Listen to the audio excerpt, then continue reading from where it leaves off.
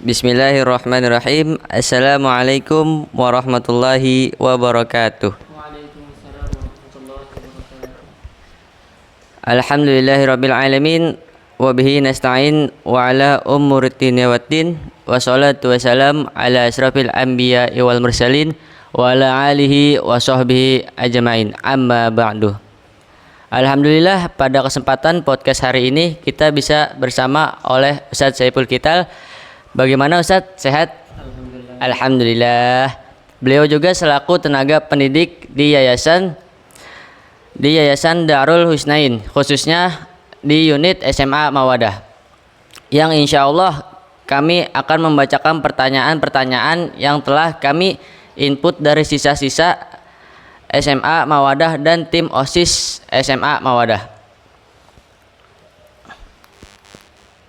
Ustadz ingin bertanya, apa saja tips yang Ustadz berikan kepada orang lain untuk membangun hubungan yang lebih baik di tempat kerja atau sekolah? Bismillahirrahmanirrahim. Assalamualaikum warahmatullahi wabarakatuh. Alhamdulillahi wa kafa, assalatu wassalamu ala nabiyyina al-mustafa wa ala alihi wa sahbihi wa man tabi'ahum bi ihsanin ila yaumiddin. Alhamdulillah, segala puji bagi Allah.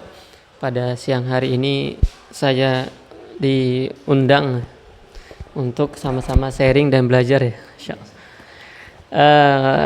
Terutama saya mengucapkan jazakumullah khairan jaza kepada Ketua OSIS Mawadah. Mudah-mudahan dengan adanya program podcast di bulan Ramadan menjadikan sebuah momentum mendapatkan keberkahan di bulan ini dan menjadikan Mawadah khususnya untuk unit SMA-nya menjadi terdepan karena akhlak dan juga karena kreativitas. Tadi pertanyaan yang diutarakan, masya Allah, bukan pertanyaan sembarangan menurut saya, dan itu adalah sebuah pertanyaan yang sangat berbobot. Tadi pertanyaannya boleh diulang? Bagaimana cara Anda membangun? Cara Ustadz membangun hubungan yang lebih baik di tempat kerja atau sekolah. Tempat kerja atau sekolah.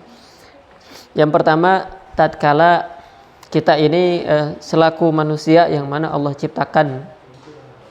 Pertama, Allah menciptakan kita ini bukan main-main. Ya.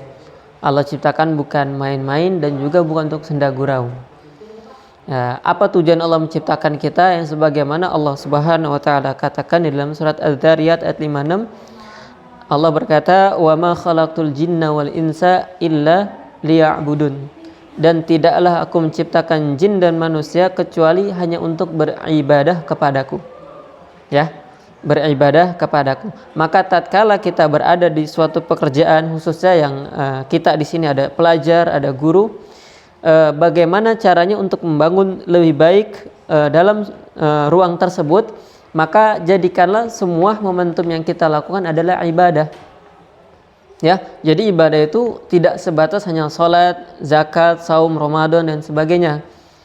Apa itu ibadah yang harus kita ketahui pengertiannya? Maka ibadah, ulama mengartikan ibadah itu apa? Amrun jami'un likulli ma yuhibbullah wa yardah minal aqwali wal af'al adh-dhahiratu wal batinah, yaitu segala macam perkara ya yang kita alami likulli ma yuhibbullah, yaitu Allah itu cinta terhadap apa yang kita lakukan, baik dari perkataan maupun perbuatan, yang zahir maupun batin, ya yang nampak maupun yang tersembunyi. Maka untuk itu yang pertama apa kita lakukan untuk membangun sebuah kebaikan dalam kita bekerja ataupun sekolah, maka lakukanlah dan niatkanlah itu untuk ibadah. Nah, tatkala sudah menyambung ibadah, ini urusan kita dengan Allah. Nah, kalau sudah terbangun, maka insya Allah kedepannya tidak akan ada suatu kejenuhan atau kebosanan yang membuat kita itu rentan menurunkan aktivitas kita yang bermanfaat gitu. Maka lakukanlah sesuatu pertama untuk ibadah. Kemudian yang kedua, sebagaimana Rasulullah Shallallahu Alaihi Wasallam contohkan agar apa kita memperbanyak silaturahim dan juga memperbanyak pengetahuan tentang saudara sesama muslim. Nah, kalau sudah kata saudara itu pun Allah telah mengabarkan gitu. Apa kabarkannya? Yaitu tatkala Allah berkata dalam surat Al-Hujurat ayat 49, innamal mu'minuna ikhwatun, sesungguhnya orang-orang beriman itu bersaudara. Maka setelah kita menjadikan suatu momentum ibadah yang pertama, yang kedua jadikanlah saudara-saudara ataupun rekan-rekan kita, kerja kita atau rekan-rekan guru atau teman-teman kelas kita, terutama yang muslim, itu jadikanlah saudara. Nah, kalau sudah jadinya ikatan saudara, bukan kerabat ya. Bedakan antara aqarib yaitu kerabat-kerabat dan juga ikhwah yaitu saudara. Bahkan ikatan emosional ikhwah itu lebih besar, biasanya lebih kuat daripada kerabat. Gitu. Nah, setelah kita sudah menjadikan saudara, semuanya itu saudara, maka yang tadinya itu kita mendapatkan biasa bosan, jenuh, itu akan hilang dengan sendirinya. Kenapa? Karena tadi tingkatan pertama ibadah kepada Allah, yang kedua semua yang ada di tempat kerja itu ya ataupun di sekolah itu kita anggap saudara. Ya. Dan ingat, saudara itu bukan hanya di mulut gitu. Kan banyak, oh ini saudara saya, tapi tatkala kita bertemu dengan teman kita masih suka meledek beliau ya, masih suka ngata-ngatain orang tuanya ya, masih suka menjahili beliau gitu, masih suka mencuri barang beliau misalnya, seperti demikian. Maka yang demikian kita hindari tatkala kita sudah menjadikan beliau adalah saudara kita dan rekan-rekan yang teman kerja kita adalah saudara, seperti demikian. Ya, alhamdulillah, mungkin itu jawaban singkat yang pertama ya. Yang pertama dan kedua, karena memang ini adalah batas di sini, salah satu pengetahuan saya di sini gitu. Mungkin ada yang lebih, alhamdulillah gitu. Ya, alhamdulillah itu jawaban soal yang pertama. Nah, yang kedua yaitu apa saja manfaat yang Ustadz rasakan dari membangun hubungan yang lebih baik dengan keluarga dan teman dalam jangka panjang. Baik, alhamdulillah, insyaallah pertanyaan yang sangat krisis ya. Jadi pertanyaan itu menyangkut pola kehidupan seseorang, khususnya seorang muslim. Jadi apa saja manfaat yang kita dapatkan dari kerabat, saudara maupun keluarga. Yang pertama keluarga ya, kenapa saya urut? Kerabat itu bisa jadi bibi, tapi kalau keluarga itu dari ibu, bapak, adik, kakak ya, itu namanya ahlun atau usratun. Kemudian aqarib yaitu kerabat terdekat, yang ada juga kerabat itu bisa jadi bibi. Kemudian tadi sahibun ya. Adapun keluarga, manfaatnya apa? Manfaatnya tatkala Allah jadikan dalam keluarga itu sebagaimana yang Allah katakan dalam surat Ar-Rum, yaitu sakinah, mawaddah, warahmah di dalam keluarga. Nah, itu manfaatnya yang tatkala Allah berikan. Ketika kita membangun kebaikan di dalam keluarga, yaitu kalau bapak pada ada ibu, ada istrinya, ada seorang suami, ada istri, kemudian kakak dan beradik dan lain sebagainya. Maka manfaatnya itu yang pertama, kita tidak luput ataupun kita tidak lupa dengan adanya Allah yang memberikan sakinah, mawaddah, warahmah terhadap keluarga tersebut. Ya, siapa sih yang tidak senang ketika melihat ataupun merasakan bahagianya keluarga ya, bersama-sama keluarga di dunia, tapi juga nanti Allah akan jamin di surga. Siapa yang nggak senang? Nah, pasti semua akan mendambakan dan mengidam-idamkan demikian. Nah, itu manfaat yang pertama, ketika keluarga itu bisa sakinah, mawaddah, warahmah, kita tidak luput, tidak melupakan adanya Allah dalam peran tersebut. Ya, itu yang pertama. Yang kedua, dengan manfaat pun hubungan baik di keluarga, itu satu sama lain akan menopang gitu loh. Menopang apa? Menopang bahwasannya Allah itu punya syarat, punya jalan. Kalau misalnya kita mau bahagia di dunia, ya Allah juga apa? Memberikan isyarat bahwa kebaikan di akhirat jangan kita lupakan. Gitu loh.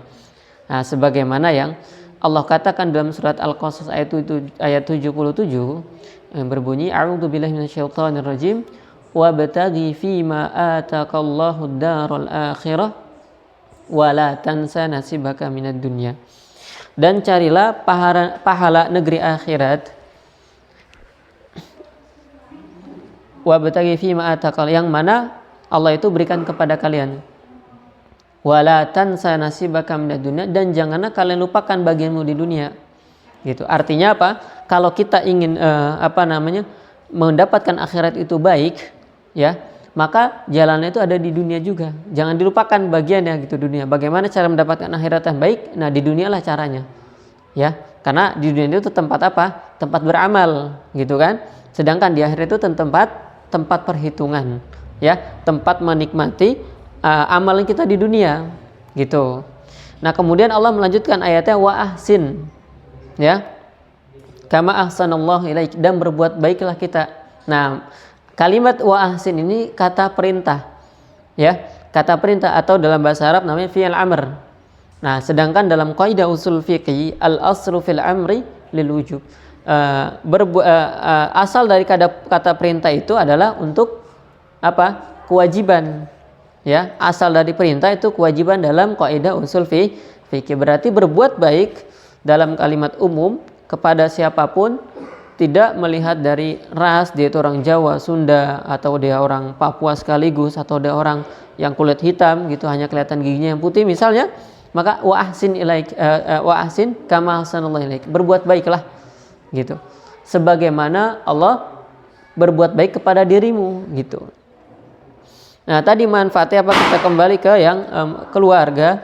Manfaatnya pertama, kita tidak melupakan Allah. Yang kedua, kita bisa ditopang dengan keluarga, terus kemudian kerabat, dan juga teman-teman tatkala sudah menjadikan akhirat itu tujuan dan dunia tempat menuju akhirat. Dengan syarat apa? Berbuat baik. Gitu. Kemudian Allah melanjutkan wala tabghil fasada fil ard. Ya, dan janganlah kalian berbuat kerusakan di muka bumi. Gitu. Sungguhnya Allah itu tidak menyukai orang-orang yang berbuat kerusakan, ya. Maka syaratnya tadi, kalau bisa mendapatkan akhirat, ahsan dulu. Gitu. Berbuat baik dulu. Ya, berbuat baik secara umum maupun secara khusus. Dan juga ditegaskan oleh Nabi sallallahu alaihi wasallam, beliau katakan ittaqillaha haitsu ma kunta. Ya, bertakwalah kalian kepada Allah di mana saja kalian berada, gitu. Wa atbi'is sayyi'atal hasanata tamuha, dan ikutilah perbuatan buruk itu dengan perbuatan baik. Ya. Wa khaliqin nasa bi khuluqin hasan, dan pergaulilah manusia, berteman dengan manusia dengan akhlak yang baik. Nah, tadi kan kata Allah itu wa ahsinu dalam surat Al-Qasas 7. Kemudian Nabi sallallahu alaihi wasallam apa? Menegaskan kembali ittaqillah. Kalau orang bertakwa itu nggak mungkin kan orang yang suka mencuri, ya, nggak mungkin orang yang suka menzalimi dirinya sendiri. Jangankan orang lain, dirinya aja dia pasti tahan, gitu kan, ya kan?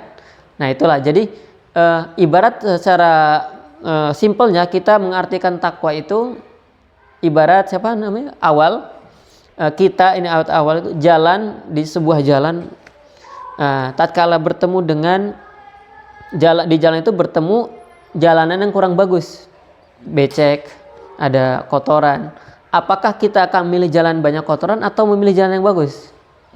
Nah, itulah simpel kita dalam bertakwa itu. Ketika berjalan, nggak mungkin kan kita memilih jalan yang ada yang jalan becek, ada trotoar yang rusak, nggak mungkin. Pasti kita memilih yang bagus. Apalagi kalau naik motor kan, nggak mungkin memilih jalan yang berlobang, bisa kecelakaan, ya kan? Allahu a'lam bishawab. Nah, terus melanjutkan dari tadi hadis Nabi sallallahu alaihi wasallam, wa atbi sayyatal hasanah tamuha. Meskipun kita ini sudah berbuat buruk, artinya berbuat keburukan di mata Allah dan di mata manusia, apa kata Rasul? Ikutilah, iringilah perbuatan buruk kita dengan perbuatan baik. Gitu loh. maka niscaya perbuatan buruk itu akan tertutup. Dosa ini tidak terhapus tapi akan tertutup dengan pahala dengan timbangan. Ya. Perbuatan buruk kita mungkin sampai bertahun-tahun ada orang yang mengingat. Contoh, kita telah membunuh seseorang misalnya, itu kan masya Allah ya, artinya besar sekali dosanya tuh. Artinya dan tidak akan pernah terlupakan. Coba saja tanyakan siapa saja yang pernah keluarga dibunuh oleh orang dan tahu orangnya siapa, dia mesti ingat. Oh, si fulan telah menzalimi keluarga saya gitu, sampai kapanpun gitu kan. Artinya ingat.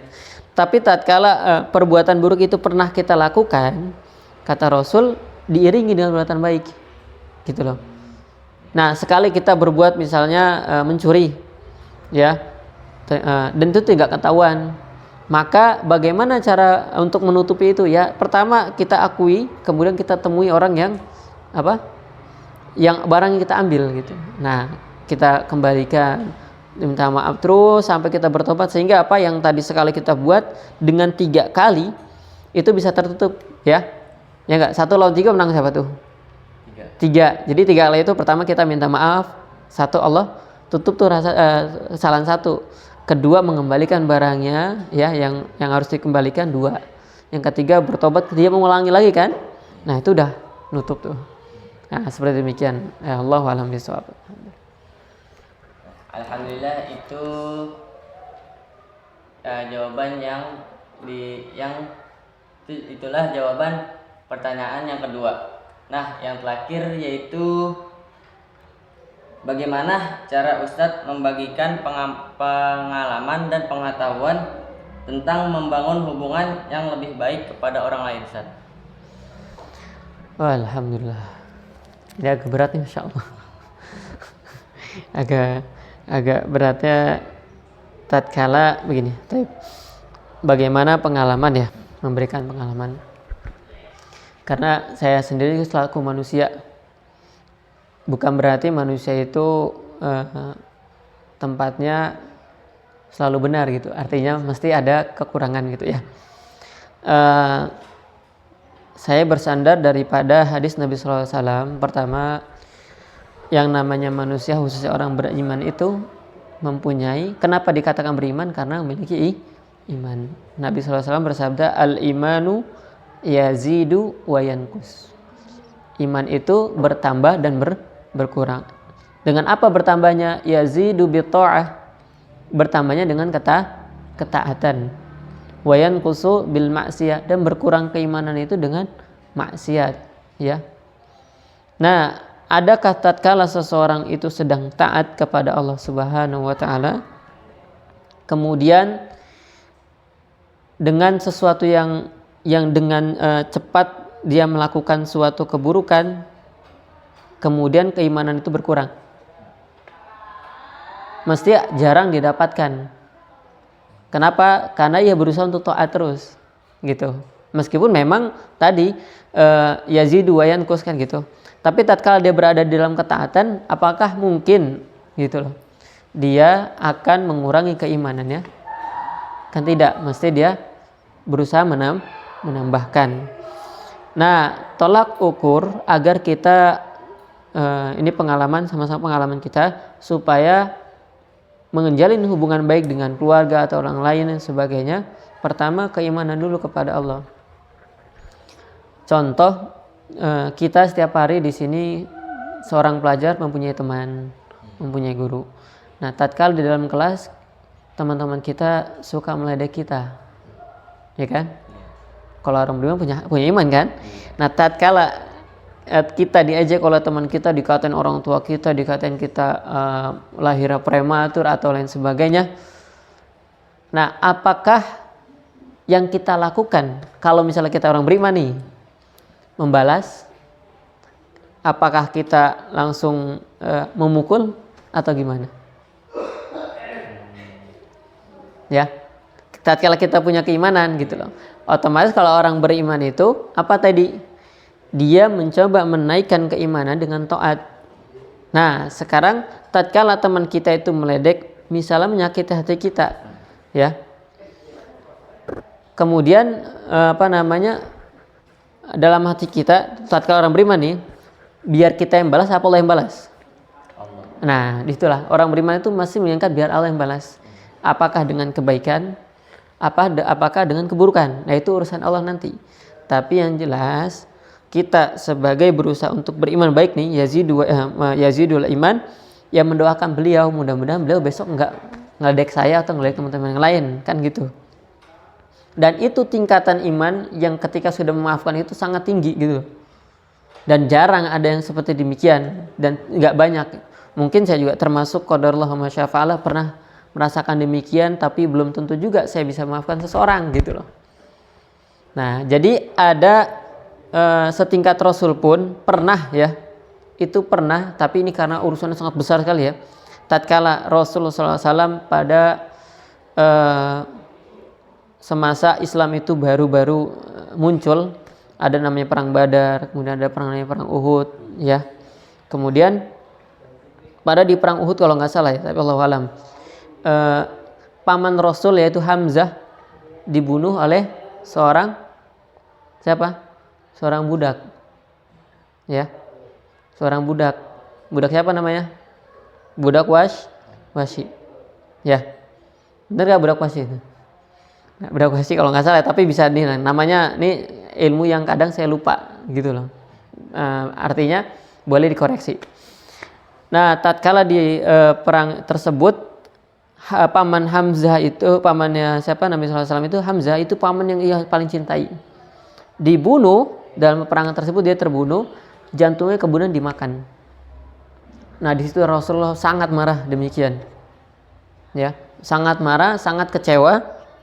Nah, tatkala pada suatu hari Allah memberikan hidayah kepada budak tersebut yang waktu itu memerangi Islam, yaitu memerangi hidayah dengan masuk Islamnya beliau. Nah, padahal sudah masuk Islam. Kalau orang sudah masuk Islam berarti dosa-dosa terhapus semua kan yang dulu kan. Artinya dia tidak punya dosa, seperti bayi baru lahir. Nah, Rasulullah ketika bertemu dengan beliau di jalan, itu Rasulullah itu selalu malingkan wajahnya. Atau bahkan mengatakan kepada beliau, tatkala aku bertemu denganmu, tolong kamu lihat jalan yang lain. Saking apanya? Saking beliau itu punya histori yang sangat sedih tatkala melihat pamannya dibunuh dan dimakan jantungnya. Nah, tadi kita kembalikan, artinya sekelas Rasul pun pernah merasakan demikian ketika dia melihat paman yang cintai itu dibunuh dengan cara demikian. Begitu yang kita diledek sama teman kita, oh orang tuanya itu kerja tukang parkir atau lain sebagainya, kan kita sakit hati ya. Nah, tapi Rasul juga tidak membalas demikian, artinya tidak membalas untuk dibuli kembali atau diambil jantung kembali, tidak. Dibiarkan dia masuk Islam, nanti hidayah. Tapi Rasul berusaha untuk menenangkan hatinya, tapi tidak secara langsung beliau berkomunikasi dengan orang tersebut. Begitu dengan kita. Nah, itu hal sepele ya, kalau kita tuh masih jauh sepele ya, tadi baru ledek aja. Nah, mudah-mudahan kita berlapang dada terus. Nah, itu satu. Yang kedua tadi wayan kusu bil maksiyah. Nah, kalau ketika hubungan kita tadi misalnya yang tadi baik-baik saja dengan keluarga maupun dengan teman atau lain sebagainya, kemudian kok tiba-tiba berubah nih, gitu loh. Pasti ada maksiat di antara kita. Karena Allah itu tidak akan menyatukan orang-orang yang beriman dan taat kepadanya dengan orang-orang yang selalu bermaksiat kepada Allah Subhanahu wa taala. Mesti Allah pisahkan tuh secara bagaimana skenario Allah. Enggak mungkin Allah nyatukan mereka. Gitu. Ya, enggak mungkin Allah satukan mereka. Sebagaimana tidak akan bersatunya air dengan api gitu. Tidak akan bersatunya air dengan api. Tidak akan bersatunya ya minyak dengan air, enggak akan bersatu, pasti ada garis pemisah tuh. Ya. Itu dia. Tadi pengalaman saya satu terhadap saya juga khususnya, yaitu ketika al-imanu yazidu wa yanqus. Kalau misalnya iman kita bertambah, meski hubungan kita itu dengan Allah, dengan manusia, dengan kerabat itu berusaha baik gitu. Dan kalau misalnya hubungannya kurang baik, berarti kita ada maksiat di dalamnya. Allahu ta'ala bishawab. Ya, itulah jawaban yang tadi saya pertanyakan kepada Ustadz Saiful kita. Alhamdulillah telah selesai podcast hari ini. Sekian, terima kasih. Wassalamualaikum warahmatullahi wabarakatuh. Waalaikumsalam warahmatullahi wabarakatuh. Sekian.